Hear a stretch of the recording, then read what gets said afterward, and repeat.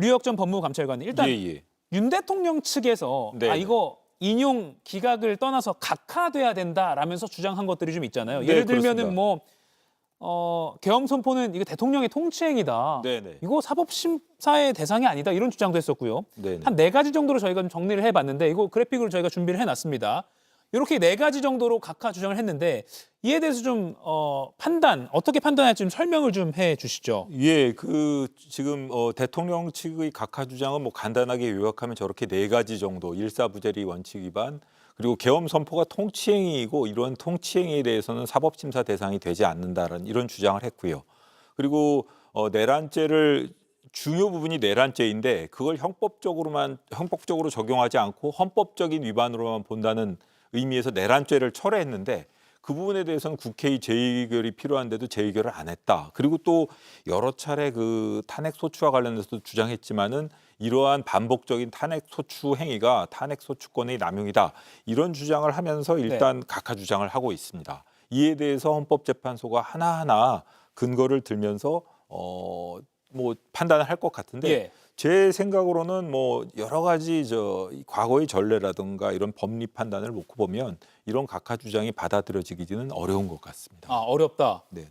이건 왜 어렵다고 판단하시면 조금 알기 쉽게 좀 설명을 예. 해주시죠. 일사부재의 원칙 같은 경우에는 원래 동일 회기 내에서 한번 폐기됐던 안건을 다시 한번 논의하지 못한다, 의결하지 못한다는 취지인데 그 당시에 기억하시겠지만은 국회의장이 이걸 갖다가 재의결을 한 것이 아니라 의결 절차에 회부하지 않았습니다. 그리고 또 하나는 계엄 선포는 통치행위로서 사법심사의 대상이 아니라는 것은 이미 최근 들어서 그리고 또 90년대 중반 이래로 헌법재판소가 이런 통치행위라 하더라도 기본권 침해 행위를 수반하는 경우에는 당연히 헌법 위반, 국민의 기본권을 보장하기 위해서 사법심사의 대상이 된다라고 밝혀왔고요.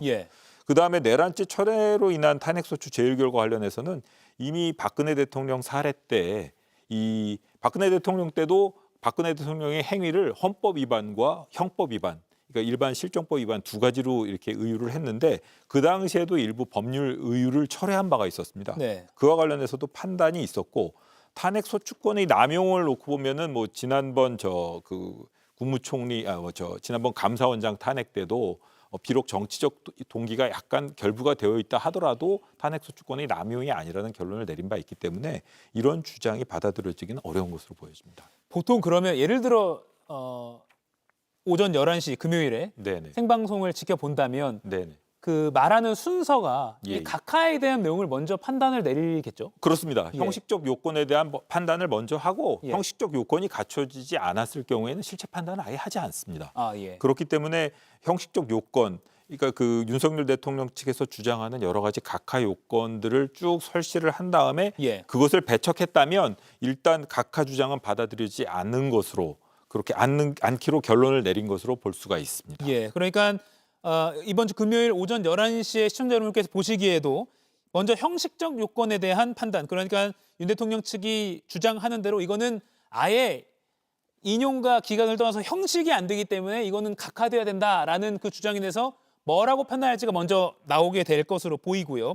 이에 대해서 일단은 류혁 전 법무부 감찰관님은 아마 각하의 가능성은 거의 없어 보인다. 제가 보기에는 뭐 각하 가능성은 거의 없어 보이고 사실상 각하를 할 것이라면 뭐 11번의 심리를 진행할 필요도 없었기 때문에 그런 무용한 절차를 뭐 진행할 이유가 없지 않겠습니까?